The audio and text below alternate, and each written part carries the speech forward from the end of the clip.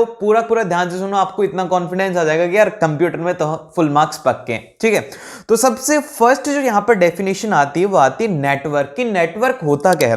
तो हम लोग जो नेटवर्क है इसको इस तरीके से डिफाइन करते हैं कि network is a collection of a two or more computer which are connected together to share the information and resources. भैया नेटवर्क वो होता है जिसके अंदर की दो या दो से ज्यादा कंप्यूटर कनेक्ट होते हैं, उनको आपस में कोई भी इंफॉर्मेशन एक्सचेंज करनी होती है इसलिए। अब जैसे कि जो फर्स्ट इंटरनेट था, ये एक एमसीक्यू फॉर्म में है कि फर्स्ट इंटरनेट क्या था? फर्स्ट इंटरनेट का नाम था एपेरेंट, उसका नाम था। इसके फुल फॉर्म है यहां पर advance research project agency network, ये है इसकी फुल फॉर्म, याद रख लेना। एमसीक्यू क्वेश्चन में शॉर्ट मार्क्स में आ सकता है कि फुल फॉर्म क्या होगी।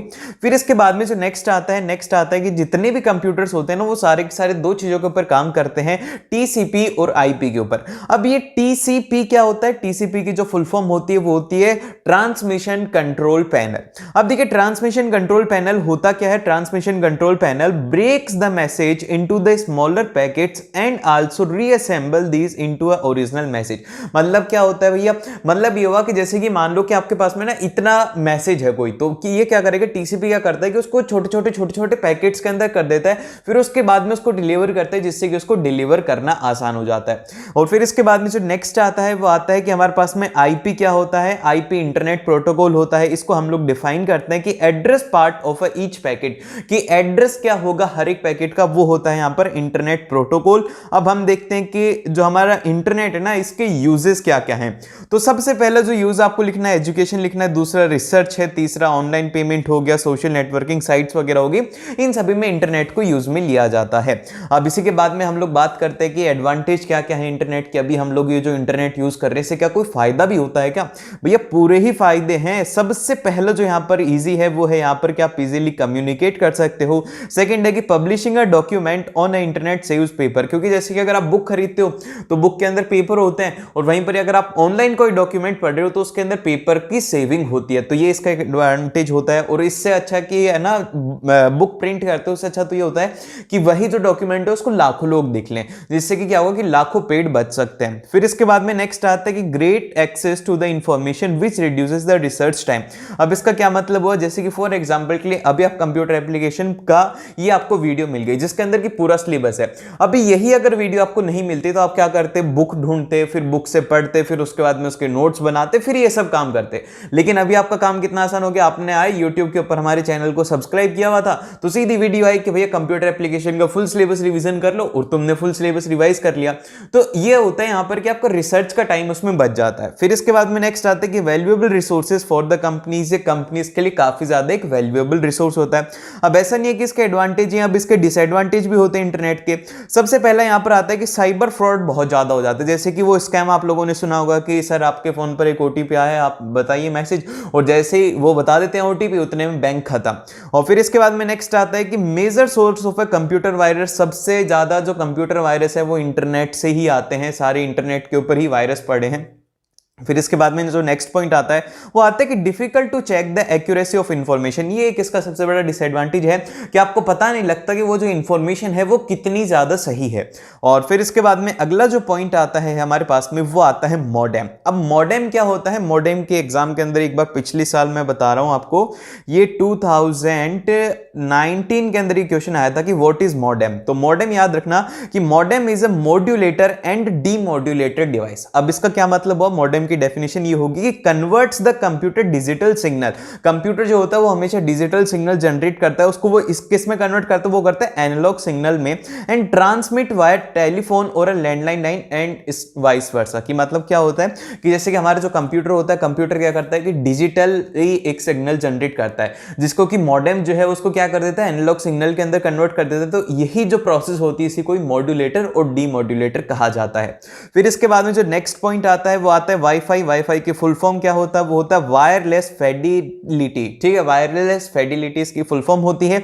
और ये होता क्या है वाईफाई? वाईफाई को हम लोग डिफाइन करते हैं कि wireless network technology that utilises the radio frequency to transfer data.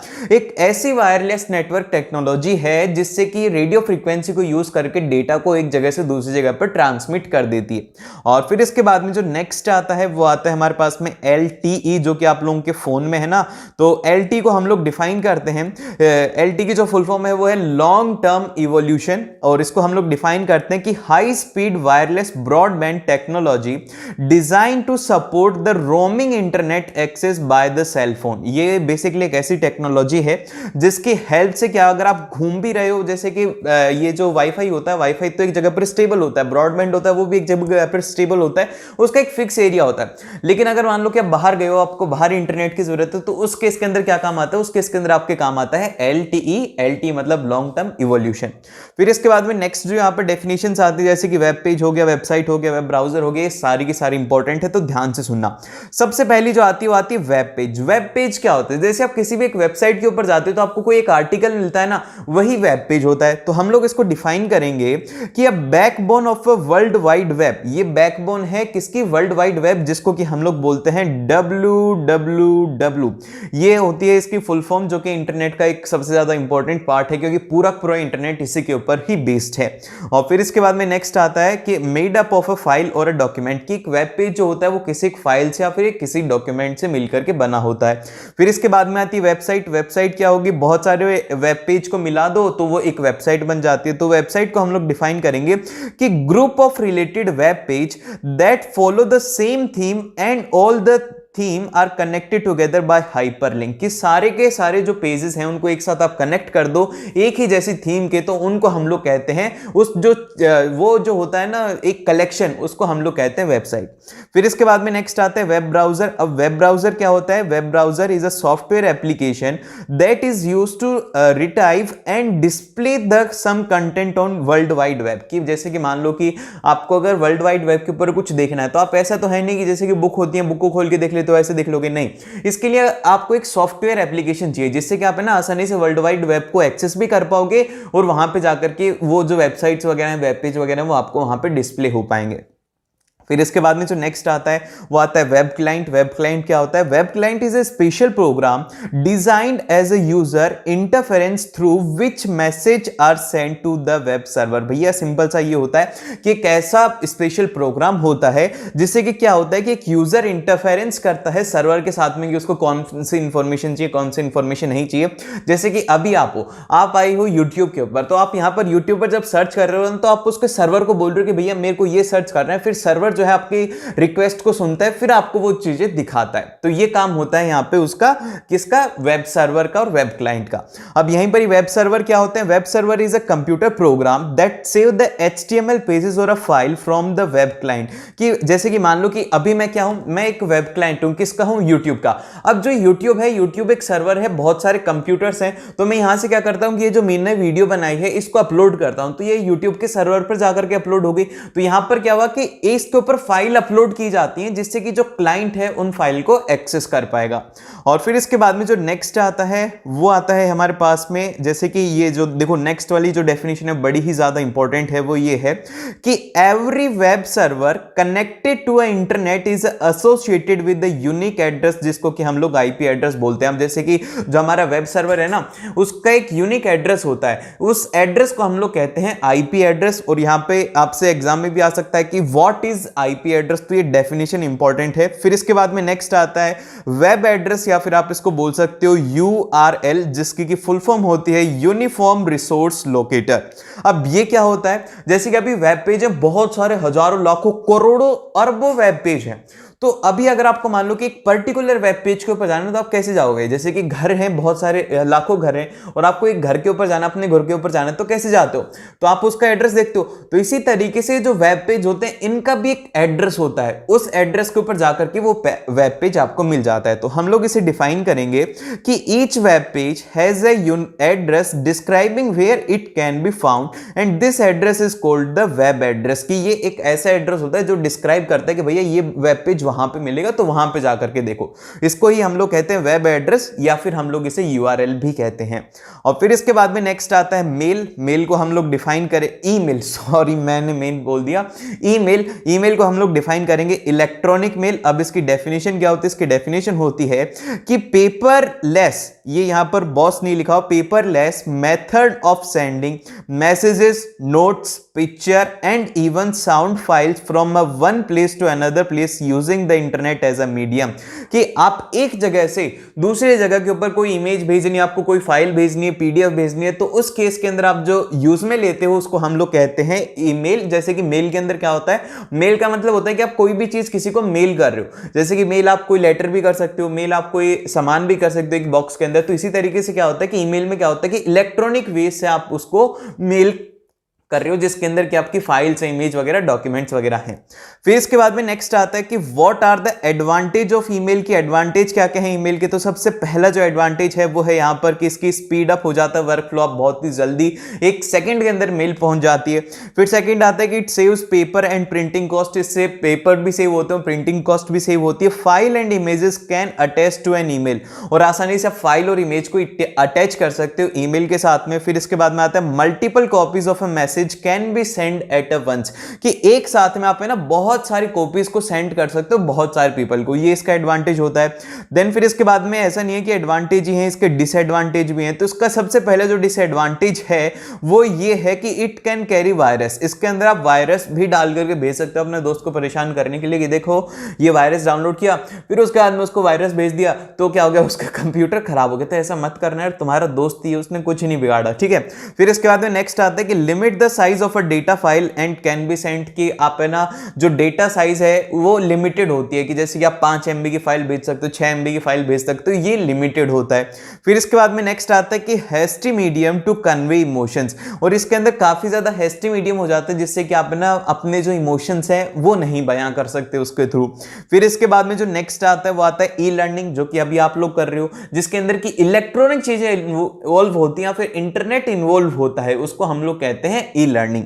इसको हम, इसकी फुल फॉर्म होती है electronic learning and electronic made of, मतलब कि electronic mode of delivering a learning training और एजुकेशनल प्रोग्राम, कि जैसे कि किसी भी अगर एजुकेशनल प्रोग्राम है जिसके लिए हम लोग इलेक्ट्रॉनिक मोड को यूज कर रहे हैं, तो वहां पे हम लोग बोलेंगे कि यहां पे हो रही है ई लर्निंग। जैसे कि अभी आप लोग अपने मोबाइल फोन को यूज में ले रहे होते हैं, क्या है, एक तरीके से कि इलेक्ट्रॉनिक डिवाइस है। और फिर इसके बाद में नेक्स्ट आता है वो आता है एडवांटेज। एडवांटेज क्या है इसका, सबसे पहला है कि फ्लेक्सिबल टाइमिंग होती है, जब आपका मन करे, जैसे कि आपका मन कर रहा है कि यार आज सो जाऊं, तो थोड़ी देर बाद में आपने वीडियो देख ली, जितना मन करे जैसे मन करे आप वीडियो देख सकते हो। लेकिन वहीं पर अगर स्कूल होता है तो वहां पे फिक्स टाइम होता है ना कि 9:30 बजे क्लास स्टार्ट हो जाएगी, अगर नहीं गए तो वो छूट जाता है, लेकिन यहाँ पे ऐसा नहीं होता। फिर सेकंड आता है कि reduces the travel time and the travel cost. अभी ऐसा तो है नहीं कि आपको मेरी वीडियो देखने के लिए बस में जाना पड़ेगा, फिर उसके बाद में आपका टाइम भी वेस्ट होगा, ऐसा होता ही नहीं। आप तो बस बैठे हो, थोड़ा सा ट्रेवल करते हो अपने फोन के लिए, और फिर उसके बाद में आपको वीडियो मिल जाती है और आप पूरा पढ़ लेते हो। फिर इसके बाद में नेक्स्ट आता है कि can access any time anywhere. अब बहुत सारे बच्चे हैं जो कि अभी नहीं पढ़ते, वो रात में पढ़ते हैं, 3 बजे पढ़ते हैं, 4 बजे पढ़ते हैं, एग्जाम से 1 घंटे पहले पढ़ते हैं, और कभी भी पढ़ लेते हैं, बस में चलते हुए पढ़ लेते हो, आप जहां पर मन करे वहां पर आप पढ़ सकते हो ई लर्निंग के थ्रू। अब इसके कुछ डिसएडवांटेज भी हैं। इसका सबसे पहला डिसएडवांटेज ये कि रूटीन नहीं होता स्टूडेंट का। स्टूडेंट है ना रूटीन अपना मेंटेन नहीं कर पाता, क्योंकि है ना उसको आदत पड़ गई, अब वो कंफर्ट जोन के अंदर आ गया कि अरे यार अभी तो वीडियो आई है, बाद में देख लेंगे आराम से, तो वो कंफर्टेबल जोन में चला जाता है। फिर इसके बाद में नेक्स्ट आता है कि student not feel associated with teacher, और टीचर के साथ में वो कनेक्शन नहीं होता, लेकिन हमारा तो दिल का कनेक्शन है ना, समझ रहे हो ना, दिल का कनेक्शन है हमारा तो कनेक्शन हो ही गया। और फिर इसके बाद में अगला जो आता है वो आता है instruction may not be available, की इंस्ट्रक्टर जो है वो हर टाइम के ऊपर अवेलेबल नहीं हो पाता। जैसे कि आप लोग कमेंट करते हो तो मैं सभी के कमेंट्स को रिप्लाई नहीं दे पाता, तो मैं ना बहुत सारे हजारों लाखों एक साथ कमेंट कर देता हूं। मैं रिप्लाई करने बैठू तो सुबह तो मेरे को 5-6 दिन तो मेरे को रिप्लाई करने में लग जाएंगे, फिर भी पूरे नहीं होंगे, क्योंकि मैं जब रिप्लाई करने लगूंगा उस टाइम के ऊपर भी आ रहे होंगे, तो इसीलिए यहां पर इंस्ट्रक्शन अवेलेबल नहीं होता। अब इसके बाद में जो नेक्स्ट पॉइंट आता है वो आता है मोबाइल टेक्नोलॉजी। अब देखो टेक्नोलॉजी बहुत ज्यादा चेंज होती रहती है, तो अभी जो हम लोग टेक्नोलॉजी देख रहे हैं वो देख रहे हैं 5G। आप लोगों ने नाम सुना है ना, तो इसी तरीके से पहले 3G था, फिर 4G था। तो आप लोगों के सिलेबस में है वो है 3G, जिसका कि नाम होता है, फुल फॉर्म होती है 3rd जनरेशन। तो 3G को हम लोग कैसे डिफाइन करेंगे, 3G को हम लोग डिफाइन करेंगे कि 3G telecommunication network supports the services that provide the information rate at least 200 kbps। Third जो जनरेशन थी उसके अंदर जो 200 kbps तक की स्पीड आती थी। जैसे कि मैं आपको बताऊं, जो 1G था ना, मतलब कि फर्स्ट या फिर सेकंड जनरेशन जो थी, सेकंड जनरेशन, ये मान लो कि सेकंड जनरेशन में इंटरनेट आया था, तो इसके अंदर जो स्पीड थी पता है वो कितनी थी? 1 kbps, 1 kb की स्पीड आती थी और उसमें इंटरनेट चल रहा था। अब देख लो तुम्हारे पास में MB में स्पीड आती है, और अगर 5G होगा तो उसमें GBps में स्पीड आती है। तो ये होता है 200 kbps इसमें स्पीड थी।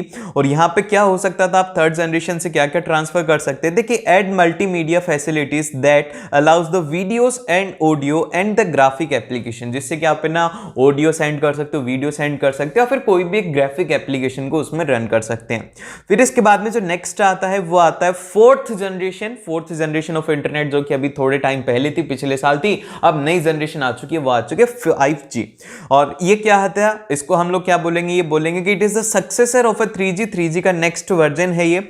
And 4G system provides the mobile ultra broadband internet access. इसमें बहुत ही ज्यादा कवरेज के अंदर इंटरनेट मिल जाता है लोगों को और आराम से वो एक्सेस कर पाते हैं। एंड इसकी स्पीड कहां तक होती है? 100 Mbps मूविंग में, और जो 1 Gbps है स्टेशनरी के ऊपर आपको स्पीड मिल सकती है। और फिर इसके बाद में नेक्स्ट आता है कि SMS क्या होता है। SMS को हम लोग डिफाइन करते हैं शॉर्ट मैसेज सर्विस। ये क्या होता है? ये होता है text messaging for sending a short message up to 160 character to a mobile. कि आप मोबाइल के ऊपर किसी को मैसेज करना चाहते हो ना, तो 160 कैरेक्टर तक का तो आप लोग SMS के थ्रू सेंड कर सकते हैं। फिर इसके बाद में आता है MMS क्या होता है? सिंपल सा, जिसके अंदर क्या है ना, यूजर जो है वो कोई भी मल्टीमीडिया फाइल भेज सकता है, ऑडियो हो गया, वीडियो हो गया, या फिर कोई भी फाइल वो MMS के थ्रू भेज सकता है। और फिर इसके बाद में जो नेक्स्ट आते हैं यहां पर भैया बहुत ही ज्यादा इंपॉर्टेंट है, ये HTML ही तुम्हें दिखेगा सबसे ज्यादा। HTML के सबसे ज्यादा क्वेश्चंस तुम्हें एग्जाम के अंदर देखने को मिलेंगे। तो सबसे पहले हम लोग देखते हैं टेबल टैग क्या होता है। तो भैया टेबल टैग क्या होता है कि it insert a table into a web page. Web page के अंदर टेबल को एंटर करने का काम इसका होता है। एंड इसका जो हमारे पास में सिंटेक्स होता है वो क्या होता है? सबसे पहले टेबल का टैग होता है जो कि कैपिटल के अंदर रहेगा। फिर इसके बाद में आपको टेबल के साथ में जो भी लिखना है कि क्या उसका बॉर्डर वगैरह होना चाहिए, वो सब कुछ आपको लिखना है। पूरे एलिमेंट्स आएंगे, इसमें रो भी आएंगे, कॉलम भी आएंगे, वो हम लोग देखेंगे। और फिर इसके बाद में आपको टेबल को क्लोज कर देना है। फिर अगला जो एलिमेंट आता है वो आता है रो टैग। रो टैग किस लिए यूज में लिया जाता है? रो टैग को यूज करते हैं कि डिफाइन टेबल रोज, कि हमारे टेबल के अंदर जो रोज है ना उनको डिफाइन किया जाता है। याद रखना एग्जाम के अंदर क्वेश्चन में आपको कंफ्यूज करने के लिए बोलेगा कि क्या हम लोग कॉलम टैग को यूज कर सकते हैं? तो कॉलम टैग को हम मतलब कि कॉलम टैग होता ही नहीं है, कॉलम टैग को हम लोग यूज ही नहीं कर सकते। तो ये आपको याद रखना है। और इसके लिए आपको जो सिंटेक्स यूज में लेंगे वो लेंगे TR, और इसके अंदर जो भी आप डेटा रखना चाहते हैं वो डेटा, फिर इसके बाद में TR को आप क्लोज करेंगे। फिर इसके बाद में जो नेक्स्ट आता है वो आता है सेल टैग। अब सेल टैग क्या होता है? जैसे कि जो रो है, ठीक है, जैसे कि ये रो कैसे बना दी मैंने, हाँ, तो ये जो रो है इसके अंदर अलग अलग ऐसे सेल्स होंगे, ठीक है। इन सेल के अंदर आपको कुछ ना कुछ एक डेटा रखना होगा, तो उस डेटा को फिल करने के लिए हम लोग यूज में लेते हैं सेल टैग। और सेल टैग को क्या बोलते हैं? Cell tag is used to define a data cell, जो कि करंट सेल होता है, और the header of a table. Header of a table या फिर आप लोगों का जो सेल डेटा है उसको डिफाइन करने के लिए हम लोग इसको यूज में लेते हैं। जैसे कि अगर आपको सिंपल सा डेटा लिखना है तो आप TD, जो भी आपको डेटा लिखना है, जैसे कि आपका नाम लिखना है तो यहां पर मैंने मेरा नाम लिख दिया, आयुष मेरा नाम है। फिर उसके बाद में मैंने इसको क्लोज कर दिया। तो अब इस सेल के अंदर क्या हो जाएगा? यहां पर डिस्प्ले हो जाएगा आयुष, ठीक है, इस तरीके से इसमें डिस्प्ले हो जाएगा। और अगर वहीं पे ही मेरी जो टेबल है उसका फर्स्ट रो रहेगी ना, वो होती है हेडर।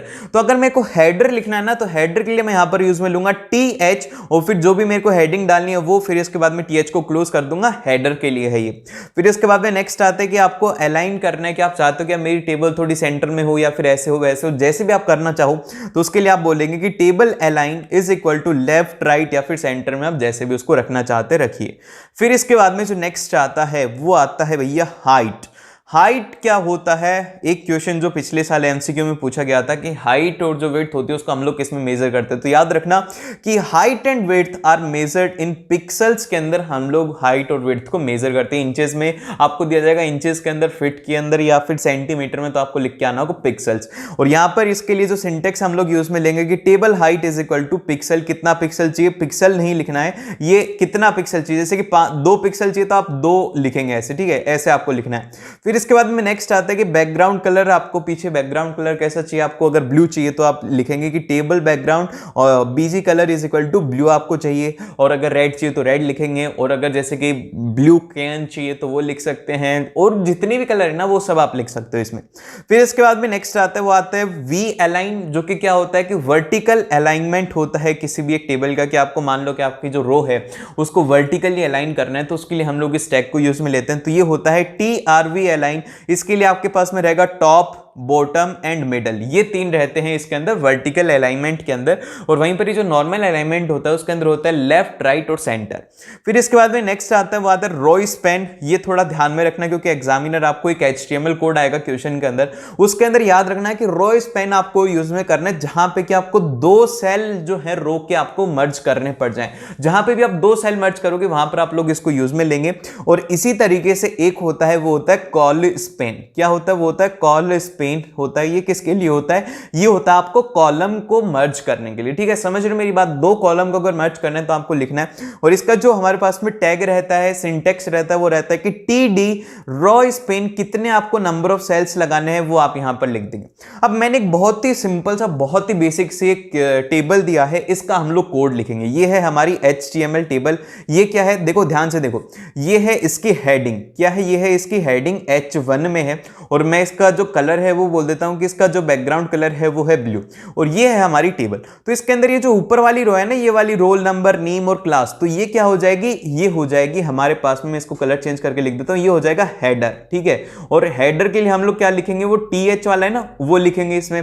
फिर इसके बाद में नेक्स्ट में जितनी भी एंट्रीज है वो लिखेंगे, लेकिन यहां पर याद रखो कि जो 12th वाला है ना, ये दो रो सेल्स को मिला करके बना हुआ है, दो सेल इसमें मर्ज हो रहे हैं। तो यहां पे कौन सा काम आएगा? वो आएगा रो स्पैन, इसमें काम आएगा। तो देखो यहां पे ये है इसका पूरा का पूरा कोड। तो हम लोग इसका कोड लिखना स्टार्ट करते हैं। ऐसे ही आपको एग्जाम के अंदर लिख करके आना है, फुल मार्क्स मिलेंगे। तो सबसे पहले हम लोग लिखेंगे HTML, फिर उसके बाद में हेड के अंदर कुछ भी नहीं है, हेड को हमने क्लोज कर दिया। फिर इसके बाद में मैंने कहा था बॉडी बैकग्राउंड हमने क्या रखा हुआ है? वो रखा हुआ है रेड, इसके अंदर बॉडी बैकग्राउंड रखा हुआ है, मैंने शायद हाँ रेड ही बोला है। फिर इसके बाद में नेक्स्ट आएगा कि H1 जो कि हमारी हेडिंग है, मैंने आपको कहा था कि उसमें जो हेडिंग लेवल है वो है 1, तो हमने यहां पर लिखा हेड HTML टेबल, फिर इसको क्लोज किया है। फिर इसके बाद में जब हम टेबल को स्टार्ट कर रहे हैं ना, तो आपको ये मेंशन करना जरूरी है कि उसका बॉर्डर कितना, अगर नहीं दिया हुआ है कि कितना है, तो आप उसका 1 बाय डिफॉल्ट लेकर के चलेंगे। तो यहां पे हम लोग लिखेंगे table border is equal to 1। फिर इसके बाद में फर्स्ट हम रो स्टार्ट कर रहे हैं, जो कि हमारी हेडर वाली रो है। देखो यहां पे ये वाली रो है जिसके अंदर रोल नंबर, नेम और क्लास लिखा हुआ है, तो ये हम लोग लिखना स्टार्ट करते हैं एंट्री से।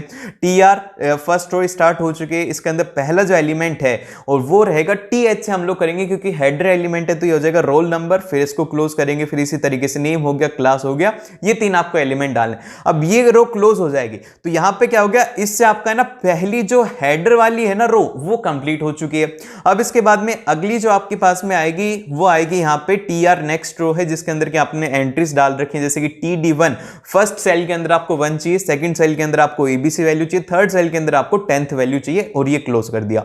अब इसके बाद में जो तीसरी रो है जिसके अंदर कि हमारे दो सेल मर्ज हो रहे थे, वो देखा था ना आपने 12th लिखा हुआ है, दो सेल मर्ज हो रहे थे, तो उसके लिए क्या करेंगे? सिंपल सा रो को ओपन करेंगे, फर्स्ट सेल के अंदर वैल्यू डाली, सेकंड सेल के अंदर हम लोगों ने वैल्यू डाली, लेकिन जो थर्ड सेल है उसके लिए हम लोग लिखेंगे TD row span is equal to 2, क्योंकि हम लोग दो सेल को कंबाइन कर रहे हैं। फिर इसके बाद में क्या डेटा है? वो है 12th, और इसको हमने क्लोज कर दिया, और ये रो भी क्लोज हो गया। अब जो तीसरी रो है उसके अंदर आपको फिर से वो डेटा लिखने की जरूरत नहीं है, ये बस एक बार ही आएगा, इसके अंदर ये नहीं आएगा, इसके अंदर बस दो ही एंट्री आएंगी, वो आएंगी एक तो TD3 और एक TDNA, और फिर इसके बाद में आप इसे क्लोज करेंगे। फिर लास्ट के अंदर आप टेबल का एलिमेंट क्लोज करेंगे, बॉडी का एलिमेंट क्लोज करेंगे, और HTML का कोड चेक करेंगे। और जब भी आपको देखना हो कि मेरा कोड सही है गलत है, तो देख लेना जितने भी आपके एलिमेंट ओपन है क्या आपने उनको क्लोज कर दिया, अगर नहीं किया तो उनको क्लोज कर दो, क्योंकि यही गलती करते हैं और कोई भी गलती नहीं होती है। और फिर इसके बाद में अगला जो पॉइंट आता है वो आता है लिंकिंग। लिंकिंग क्या होता है? Linking is a key feature of HTML and its ability to link the text or an image to another document or within the document. ये कैसी प्रॉपर्टी होती है HTML में, जिससे कि आप है ना कोई भी चीज को, जैसे कि टेक्स्ट को लिंक करना चाहते हो या फिर आप कोई भी इमेज को लिंक करना चाहते हो कि इसके ऊपर क्लिक करते ही वो इमेज खुल जाए, तो वो सब कुछ आप इसमें कर सकते हो लिंकिंग के थ्रू। फिर इसके बाद में जो नेक्स्ट आता है वो आता है एक्सटर्नल लिंकिंग। एक्सटर्नल लिंकिंग क्या होता है? एक्सटर्नल लिंकिंग जो होता है, this leads to the link that goes to another website, जिससे कि आप है ना किसी और वेबसाइट के ऊपर जा सकते हो। उस लिंक का डाला, फिर उसके बाद में सीधी उस वेबसाइट के ऊपर चले गए। और फिर इसके बाद में जो नेक्स्ट आता है वो आता है HRF एट्रीब्यूट। ये क्या होता है? ये होता है हाइपर टेक्स्ट रेफरेंस होता है। ये क्या होता है? It is used to specify the URL of a targeted document, कि एक जो हमारा डॉक्यूमेंट है वो टारगेट है कि उसके ऊपर ही जाना है, तो वहां पे हम लोग इसको यूज में लेते हैं। जैसे कि एग्जांपल के तौर पर है AHREF, जो डॉक्यूमेंट है उसका आपने लिखा कि http://www.google.com और फिर यहां पर आपने लिख दिया क्लिक, तो जैसे ही जो यूजर है उसको यहां पर क्लिक कैसा दिखेगा? ये दिखेगा उसको ब्लू कलर का दिखेगा। जैसे ही वो इसके ऊपर क्लिक करेगा तो वो सीधा गूगल के ऊपर चला जाएगा। फिर इसके बाद में नेक्स्ट है कि अगर आपको ऑडियो को इम्बेड करना है किसी भी एक डॉक्यूमेंट में HTML में, तो उसका कोड क्या होगा? तो उसका कोड याद रखना कि सबसे पहले ऑडियो कंट्रोल्स आप ओपन करेंगे, फिर इसके बाद आप सोर्स लिखेंगे कि सोर्स क्या है, तो सोर्स लिखेंगे, सोर्स की फाइल का नाम, जैसे कि ऑडियो फाइल है .mp3 हो जाएगी। फिर इसके बाद में ऑडियो को क्लोज कर देंगे। इसी तरीके से वीडियो का होता है, वीडियो कंट्रोल, फिर सोर्स का नाम, फिर उसके बाद में वीडियो को आप क्लोज कर देंगे। अब इसके बाद में जो नेक्स्ट आता है वो आता है हमारे पास में ई-कॉमर्स एंड सिक्योरिटी। तो अब देखो ये पूरी जो यूनिट है ये है साइबर एथिक्स की। अभी हम लोग इंटरनेट के ऊपर इतना एक्टिव होते हैं तो हमारे को पता भी होना चाहिए कि क्या होते हैं हमारे साइबर क्राइम्स, क्या होते हैं, किस तरीके से हम लोग इससे बच सकते हैं। तो ये सब चीजें इस यूनिट में। तो सबसे पहले हम लोग बात करते हैं कि ई-कॉमर्स एंड सिक्योरिटी की। तो in e-commerce the transaction takes place over e-commerce is ability to do a business online via internet. कि भाई ई-कॉमर्स सिंबल सही होता है कि जैसे कि आप लोग दुकान पर जाते हो ऐसे आप लोग इंटरनेट के ऊपर आते हो और आप कोई भी लेन देन करते हो इसमें, समझ गए। फिर इसके बाद में नेक्स्ट आता है कि the privacy in the e-commerce means the protection of the privacy of the parties involved in the trading through e-commerce transaction security in a vital e-commerce. मतलब क्या हुआ? मतलब इसका ये हुआ, जैसे कि जो ई-कॉमर्स का मतलब सिंबल सा ये होता है कि जैसे कि जो आप है ना किसी भी वेबसाइट के ऊपर जाते हो, आप पेमेंट करते हो, तो वो जो आपकी प्राइवेसी, आपके कार्ड नंबर, ये सब जो चीजें हैं वो सिक्योर करना ही उसका काम होता है। अब जैसे कि यहाँ पर इसमें फ्रॉड भी हो जाते हैं। कौन से फ्रॉड होते हैं? जैसे कि क्रेडिट कार्ड फ्रॉड हो गया, रिफंड फ्रॉड हो गया, कार्ड टेस्टिंग का फ्रॉड हो गया। बोलेंगे आपको कि हेलो सर आपका कार्ड काम नहीं कर रहा, आप अपने कार्ड का नंबर बता दीजिए, और फिर उसके बाद में OTP बताएंगे, फिर इसके इसी तरीके से आपके साथ में स्पैम हो जाता है या फिर स्कैम हो जाता है। फिर इसके बाद में जो नेक्स्ट आता है वो आता है कंप्यूटर एथिक्स। क्या होते हैं हम लोग एक बार इसको देख लेते हैं। कंप्यूटर एथिक्स को हम लोग डिफाइन करेंगे कि computer ethics are the set of the moral standard that govern the use of a computer and it is the society view about the use of computer both hardware and software. भैया simple सा ये होता है कि कुछ morals होते हैं हर एक चीज के। जैसे कि आपका मॉरल है कि आपको झूठ नहीं बोलना है, आपको झूठ नहीं बोलना चाहिए और आपको सच्चाई के रास्ते पर चलना चाहिए। ये क्या है? ये है मॉरल। तो इसी तरीके से क्या होता है कि कंप्यूटर एथिक्स के भी मॉरल्स होते हैं कि जो सॉफ्टवेयर है आप इसका कैसे यूज करेंगे, हार्डवेयर है इसका कैसे यूज करेंगे। तो ये सब चीजें आती है कंप्यूटर एथिक्स में। And the privacy concern, intellectual properties rights effect the societies and are the some common issues of a computer ethics. तो यहां पर आपको कंप्यूटर एथिक्स में जो सबसे ज्यादा ध्यान रखना है वो एक तो प्राइवेसी कंसर्न का, और जो इंटेलेक्चुअल प्रॉपर्टी है वो थोड़ा ध्यान में रखना है, इंटेलेक्चुअल प्रॉपर्टी राइट को। तो सबसे पहले अगर हम लोग बात करें प्राइवेसी कंसर्न, तो प्राइवेसी कंसर्न में तीन चीजें आती है। सबसे पहले आती है वो आती है हैकिंग। हैकिंग क्या होती है? हैकिंग को हम लोग डिफाइन करते हैं कि it is an unlawful intrusion into a computer और अ नेटवर्क। कि भैया बिना किसी की इजाजत के आप लोग उनके कंप्यूटर में या फिर उनके नेटवर्क में घुस रहे हैं। And a hacker can interrupt through the security levels of a computer system or the network and can acquire the unauthorised access to the other computer. तो भैया यहां पर क्या होता है कि हैकर क्या होता है कि जैसे कि मान लो कि आपका कोई भी वाईफाई है या फिर आपका फोन है, आपका कंप्यूटर, उसमें क्या होगा कि वो अनएथिकल वे से आपके कंप्यूटर की एक्सेस ले लेगा, फिर उससे आपका डेटा चोरी कर लेगा या फिर उसको खराब कर देगा। जो भी वो करेगा ये सब कुछ अनएथिकल होता है क्योंकि वहां पर आपकी परमिशन नहीं होती है। फिर इसके बाद में नेक्स्ट आता है मालवेयर। मालवेयर का मतलब क्या होता है? It is the malicious software which creates impair to the computer system. कि भैया जैसे कि मालवेयर का मतलब होता है एक वायरस होता है, जिससे कि आपका जो कंप्यूटर सिस्टम है ना उसके अंदर कुछ ना कुछ एक वायरस हो जाता है, आपका कंप्यूटर सही ढंग से काम नहीं करता जाता है, या फिर ये एक तरीके से वायरस होते हैं, या फिर स्पाईवेयर होते हैं, वॉन्ट्स होते हैं, या फिर ट्रोजन हॉर्सेस होते हैं, जो कि क्या करते हैं कि आपके कंप्यूटर को है ना हैक कर देते हैं और आपके उसको खराब कर देते हैं। फिर इसके बाद में नेक्स्ट आता है डेटा प्रोटेक्शन। डेटा प्रोटेक्शन क्या होता है कि आल्सो द मतलब कि also known as the information privacy or the data privacy, and it is the process of safeguarding the data which in needs to the influence of a balance between the individual privacy rights which are still authorised data to be used for the business purpose. तो यहां पर simple सा data protection के अंदर कि आपका जो data है वो सिक्योर है और आपके डेटा को जो प्राइवेसी है वो दी जा रही है। अब यहां से क्वेश्चन नहीं आएगा, क्वेश्चन आएगा इंटेलेक्चुअल प्रॉपर्टी राइट से क्वेश्चन आता है, 100% आएगा। तो इस बार भी ध्यान से सुनो। तो यहां पे हम लोग बोलेंगे कि जो इंटेलेक्चुअल प्रॉपर्टी राइट होते हैं वो क्या होता है। Intellectual property rights are the legal right that cover the privilege given to the individual who are the owner or the inventor of work. कि भैया ये एक ऐसे राइट होते हैं जो कि आप उस वेबसाइट का ओनर है या फिर उस बिजनेस का ओनर है उसको देते हो, and have created something with the intellectual creativity. जैसे कि मान लो कि हमारा एक यूट्यूब चैनल है, अब इस यूट्यूब चैनल को मैंने मेरी क्रिएटिविटी से किया। अब यहां पे क्या होता है कि जैसे कि आप लोग कमेंट करते हैं, फिर आप मेरे साथ में कोई भी इंफॉर्मेशन शेयर करते हो, तो ये मेरी रिस्पॉन्सिबिलिटी बनती है कि जो आपकी इंफॉर्मेशन है इसको मैं प्राइवेट रखूं। ऐसा नहीं है कि जैसे कि आपने पूछा कि भैया मैं थोड़ा डिप्रेशन में हूं, मेरे साथ में ऐसा नहीं हो रहा, तो आपको है ना यहाँ पर आपकी जो ये पूरी आइडेंटिटी है इसको यहाँ पर सेफ रखना मेरी रिस्पॉन्सिबिलिटी होती है। फिर इसके बाद में नेक्स्ट आता है, यहाँ पे इसमें लिखा हुआ है कि individual relate to the area such as the literature, music, invention and can be guaranteed such rights which can be used for the business practices by them. अब जैसे कि मान लो कि हमारे चैनल है, हमारे चैनल से बहुत सारे लोगों ने वीडियोस को कॉपी किया, तो वहां पर यहाँ पे जो है यहाँ पे मेरे को राइट होता है क्योंकि वो वीडियोस मैंने खुद ने इन्वेंट किया था, मैंने खुद ने क्रिएट किया था। तो ये राइट मेरे को होता है कि मैं ना उसके अगेंस्ट में ना कॉपीराइट होता है मेरे पास में कि मैं उसको कॉपीराइट देकर के मेरी वीडियोस को यूज किया, इसलिए उसके चैनल को टर्मिनेट करवा सकता हूं। तो ये होता है इंटेलेक्चुअल राइट।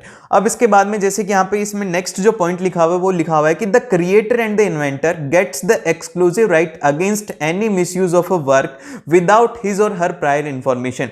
कि भैया मेरी इच्छा के बिना या फिर मेरे को बिना बताए अगर आप मेरी जो रिसोर्सेज है उनको यूज में लोगे तो वहां पे मैं आपको कॉपीराइट दे सकता हूं, आपके चैनल को मैं टर्मिनेट कर सकता हूं।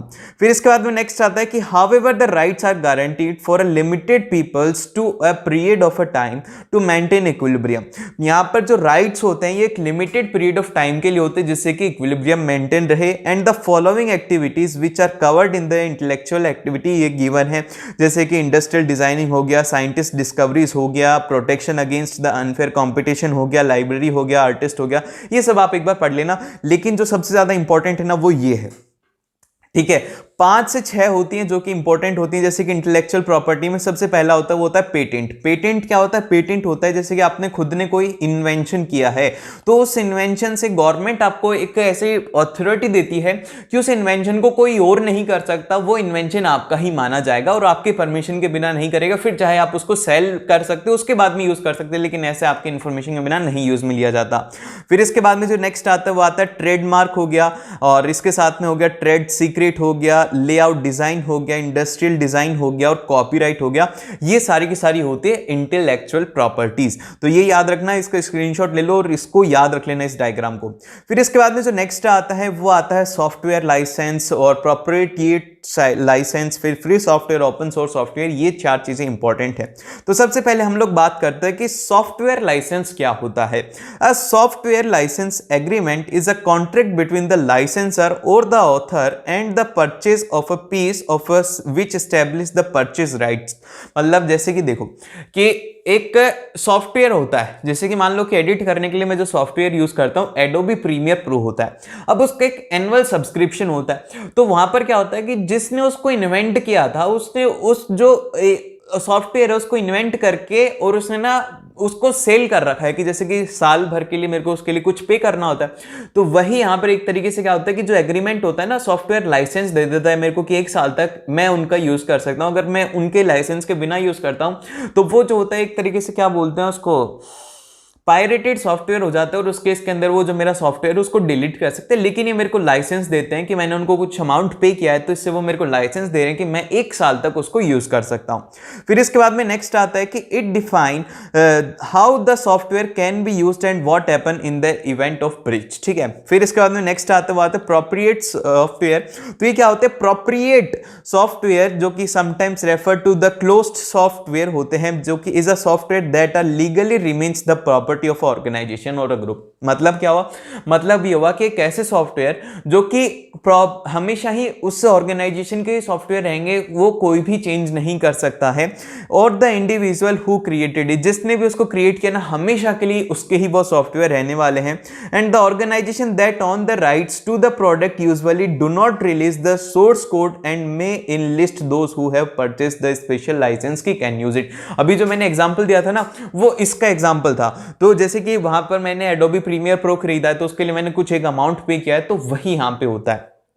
देन फिर इसके बाद में जो नेक्स्ट आता है वो आता है फ्री सॉफ्टवेयर। फ्री सॉफ्टवेयर क्या होता है, free software is also known as freeware, is a licensed at a no cost. इसके अंदर कोई भी कॉस्ट नहीं देना होता। जैसे कि यूट्यूब है, यूट्यूब एक फ्री सॉफ्टवेयर है, आप इसको यूज कर सकते हो, इसके लिए आपको कोई भी चार्ज नहीं पे करना है। And it is usually a closed source, और ये क्लोज्ड सोर्स होता है, इसको आप चेंज नहीं कर सकते हो। And a program in a free software when the user has, कि अब ये कौन सा प्रोग्राम है जो कि फ्री सॉफ्टवेयर होगा, जैसे कि जो क्या क्या राइट्स हैं यूजर के पास में होती है।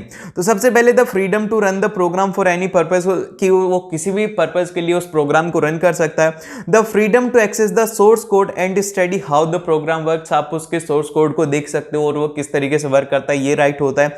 And the freedom to adopt its user need, आप ना उसको चेंज कर सकते हो यूजर के अकॉर्डिंग कि यूजर को ये चाहिए या फिर ये चाहिए। फिर इसके बाद में the user to redistribute copies and the freedom to improve the program and release the improvement to the public so that the whole community can get benefit of it.